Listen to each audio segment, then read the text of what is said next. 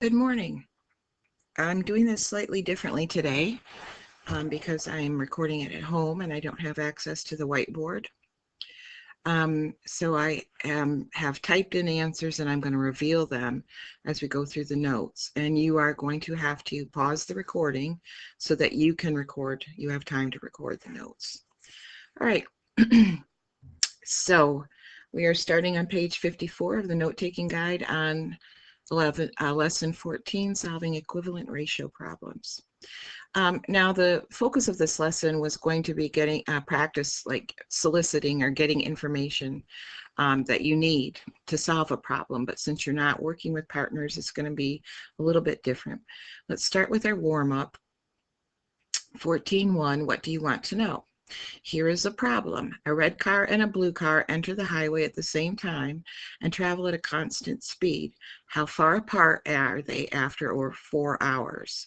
So you don't have enough information to answer this problem because you would need to know the speed of each car, how many miles per hour, how many miles in 1 hour each car is traveling.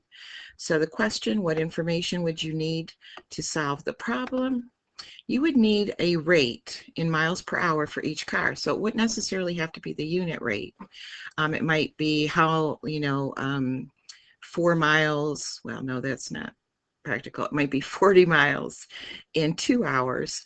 That would allow you to figure out how many miles a car traveled in 1 hour. So you would need some rate in miles per hour for each car. You could then use that to find a unit rate for each car by dividing the number of miles by the number of hours. You could then figure out how far each car travels in 4 hours and then find the difference in the distance to know how far apart they are after 4 hours. So go ahead and pause the recording here to allow yourself enough time to record the answers. Okay, we're moving on to the next activity, and this is one where originally it was designed to be done with a partner. So there's 2 problems, and the problems are split into, on the left side of the sheet are the 2 problems, and on the right side of the sheet is data related to the 2 problems. So the first thing you need to do is go get the problem data sheet from the substitute teacher. Do the problems one at a time. So starting with problem 1, you want to carefully read the problem and think about what information you need to solve it. Then on the left side of the sheet is the data, and you need to look through the data and find the information you need. So you need to understand that there's extra information there. You're not going to need to use all of the data. That's why you need to read the problem first and think about what information you need to solve it. Then actually attempt to solve the problem. When you have it solved, record your solution on the slip and then go on to the second problem. When you're done, write your name on the slip and turn it into the math in tray. Now I expect to see that you have actually done some work to solve these problems. Don't just write down some gibberish problem so you can turn something in and say you're done. Okay, so pause here, pause the recording here, and go ahead, get the slip and start working on that.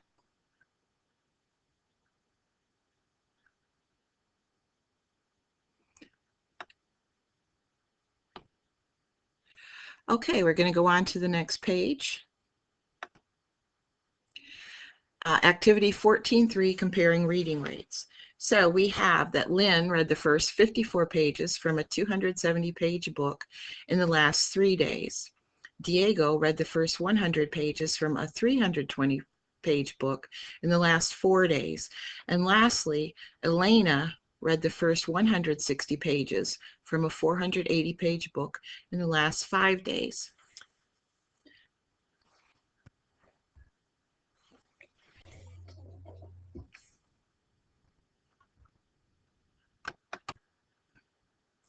So the question is, if they continue reading every day at these rates, who will finish first, second, and third?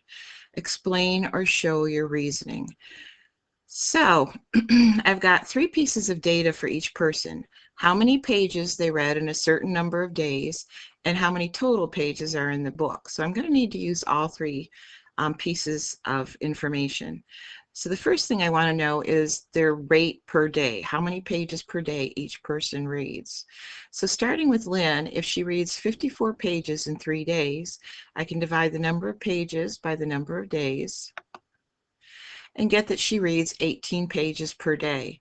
Now I want to know how long is it going to take her to finish her book. Well, it's 270 pages.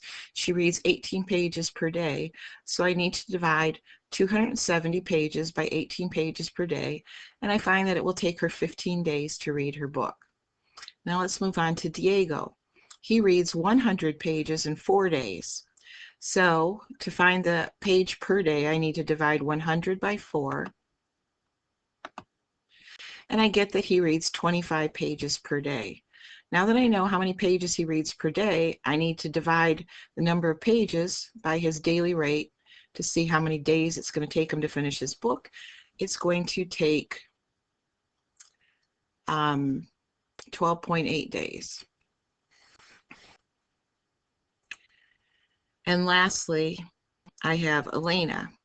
Elena read the first 160 pages in 5 days. So to find her daily rate, I have to divide 160 by 5, and I get that she reads 32 pages per day. So to figure out how many days left, how many days it's going to take her to finish a book, I'm going to divide 480 by pages by 32 pages per day and see that it takes her 15 days to finish this book. So Diego is going to finish first. It's going to take him 12.8 days. And then Lynn and Elena are going to finish in a tie at 15 days each. Go ahead and pause here if you need time to record these solutions in your notes.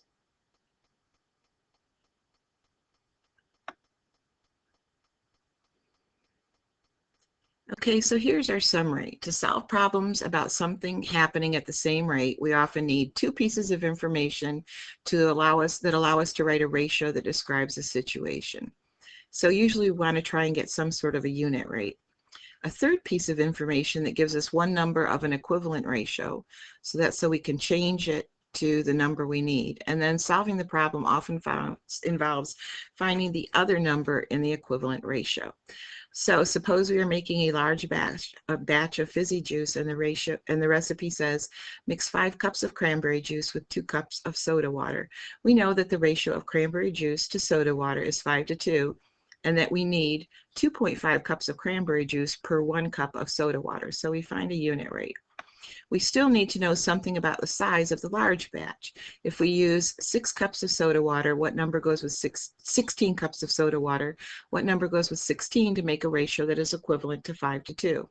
To make this large batch taste the same as the original recipe, we would need to use 40 cups of cranberry juice.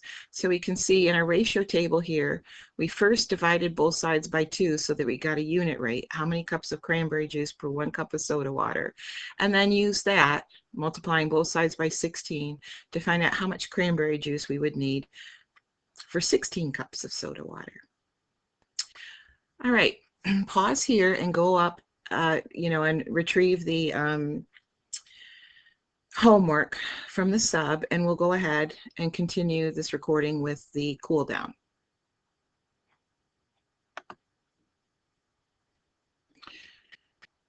All right, so our cool down, the question is fairly general. It's not asking us to do any calculations. It's asking us to think about what information we would need to solve the problem. Jada wants to know how fast the water comes out of her faucet. So I'm assuming she wants some sort of a unit rate. What volume of water comes out per second, per minute, per hour? It doesn't really specify. So asking what information would she need to know to be able to determine that? So she would need some sort of measurement of water, some volume that comes out in a measured amount of time. And it doesn't have to be a unit rate. She could measure how many gallons come out in 10 minutes, and use that to find the unit rate, or find out how long it takes for 5 gallons of water to come out and use that to find a unit rate. But she would need to know some volume of water that comes out in a measured amount of time. All right, and you can go ahead and continue, complete your homework, and I will probably see you guys this afternoon.